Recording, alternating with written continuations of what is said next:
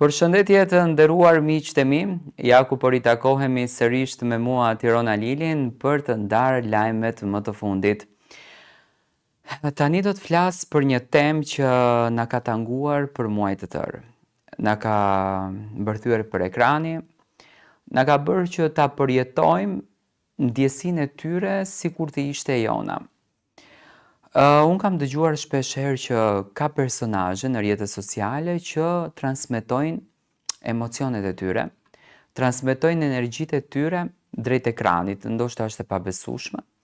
Themi ne me veten, po si mundet një njeri të transmeton energjinë përmjet ekranit dhe ti ta ndjesh atë në shpirt.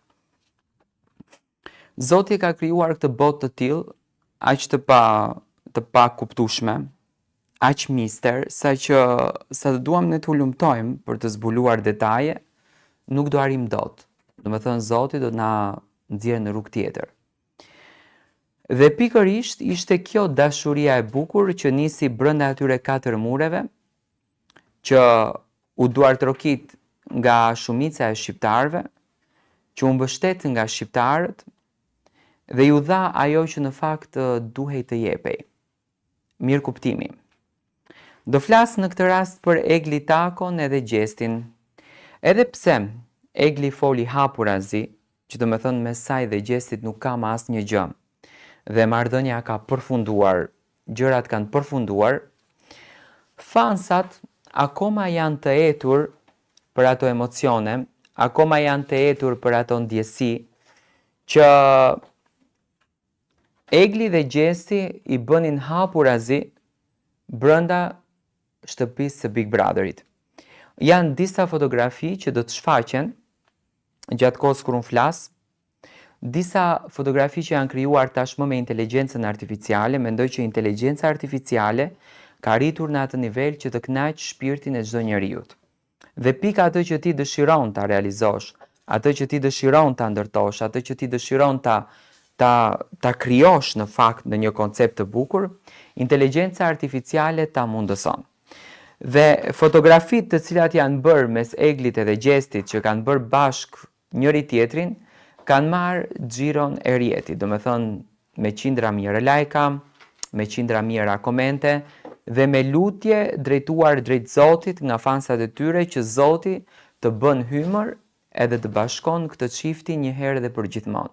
Do të thënë këtij çiftit t'i dhuron atë dashurinë e bukur që në fakt e nisën brenda asaj shtëpie, por që nuk u finalizua jashtë asaj. Tani, nëse më bëhet mua pyetja nga ju, po si mendon ti Tiron? E ka dashur Gjesti Eglin apo Egli Gjestin? Imagjinoni ju po t'jeni me një njeri në një dhomë për muaj të tërë, pa telefon, pa televizor, duke qenë të afërt, si mos lindën diçka aty. Më thënë, jeta është ndërtuar e tillë që instinktivisht gjërat lindin edhe kur ti thua jo, ti mund thuash jo 100 herë, po jeta në momentin që ti thua jo, atëherë të godet. Dhe pikërisht Egli dhe Gjesti mendoj që ishin të lindur për njëri tjetrin, kishin gjuhë të përbashkët, por kishte një lloj egoje në mesin e tyre që nuk i linte që ato të dy të vazhdonin bashkë drejt mrekullisë së tyre, asaj që ne dëshironim në fakt ta realizojmë. Sot, si kujtim, kanë mbetur këto fotografi që bëhen, do me thënë, nga inteligjenca artificiale dhe bëhen virtuale. Gjesti dhe Egli nuk kanë gjë bashkë. Do me thënë, këtë gjë duhet ta pranojmë. Tashmë Gjesti ka krejtësisht rrugtim tjetër tjetës, Egli ka rrugtim tjetër, ajo që ishte për të duartrokitur dhe për të vlerësuar, pa marrë parasysh bindjes së tyre, ndarjes së tyre, fjalëve të thëna të fundit, ato ishin pranë njëri tjetrit në momentet më të vështira të jetës. Ajo që unë pash të Gjesti dhe të Egli, pash një derë të vogël hapur, do me thënë nuk e kishin krijuar ndarjen e tyre në armiqësi, por kishin lënë një derë të vogël që në momentin që ti t'jesh keq, do të vish tek unë. Tani një personazh i njohur shqiptar ka thënë një fjalë që unë do ta lidh me dashurinë e këtyre. E ulur në një panel ka thënë që unë ti nuk të duhem kur ti jesh mirë. Do të thënë ja thot të dashurit saj. Nuk të duhem thot unë ti kur ti jesh mirë. Unë ti thot të duhem kur ti jesh keq.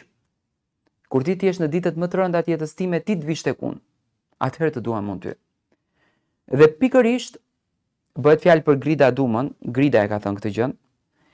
Dhe pikërisht Egli Tako ishte po në këtë fjalë.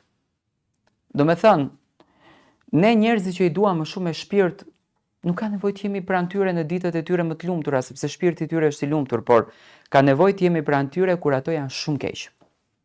Dhe në momente që vërtet gjesti ishte shumë keq, ishte shumë i rënduar, ishte shumë i thyer, do me thënë bota i ra për mi kokë, sepse ajo që ndodhi në familjen Kelmendi është një diçka që me qindra miliona, biliona lek ta paguash nuk kthehet më. Do me thënë nëse ka diçka që në shpirt të thënë është momenti që ti huthtruall mbi personin që e do.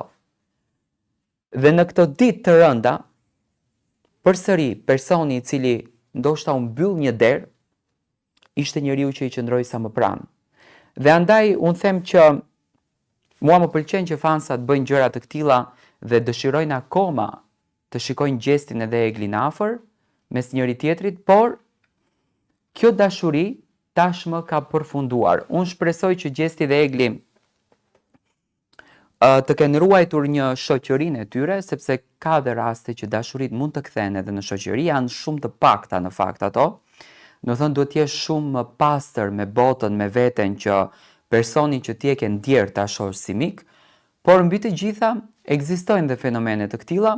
Por ajo që unë shoh te fansat, do të thënë edhe pse ka kaluar shumë kohë, do të thënë do startoj Big Brother i tjetër, kanë kaluar shumë muaj, ka patur lëvizje, ulje, ngritje, rënje të marrëdhënies, por mbi të gjitha dëshira e tyre mbetet akoma ajo dëshira që në fakt ka qenë që në fillim, që Eglin edhe Gjestin ta shohin bashk. Egli po punon, vazhdon do me thënë drejt rrugës së saj, po punon me një intensitet të lartë dhe të bukur, do me thënë rrugët tashme janë të ndara në jetë, ndërsa Gjesti normalisht është tejet i mirë kuptuar nga publiku, sepse ajo dhimbje, do me thënë mund të çon ndjesia po të çojnë këmbët, i thonë nga ana jo, dhe pikërisht është kjo që Gjestin më tash nuk e çojnë këmbët, por unë e di që për hir të publikut, për hir të dashurisë, për hir të respektit që njerëzit kanë ndaj Gjestit dhe vazhdojnë të kenë, unë e di që ai edhe për shpirtin e Eldionit, sepse unë besoj, do me thënë besoj bindshëm që shpirti jeton dhe besoj në botë tjetër, për respektin e Eldionit, Gjesti do të ngritet në këmbë edhe do të sjellë në artin në formën si Gjesti e ka sjellë gjithmonë. Dhe Egli do vazhdon fuqishëm, por do kisha dashur që këto fotografi të jenë reale, sepse shikoj nga komente që njerëzit të dezinformohen, por jo, janë nga inteligjenca artificiale dhe është një çift i cili tashmë ka përfunduar, por kujtimet e këtij çiftit mbesin në zyrtarin apo në një derë, sepse zemra jon ka shumë dyer, në një derë të zemrës tonë dhe i ruajmë me shumë nostalgji. Ne do të takohemi sërish së bashku, ju vazhdoni me subscribe dhe jepni mendimin tuaj për çfarëdo gjë që ne postojmë.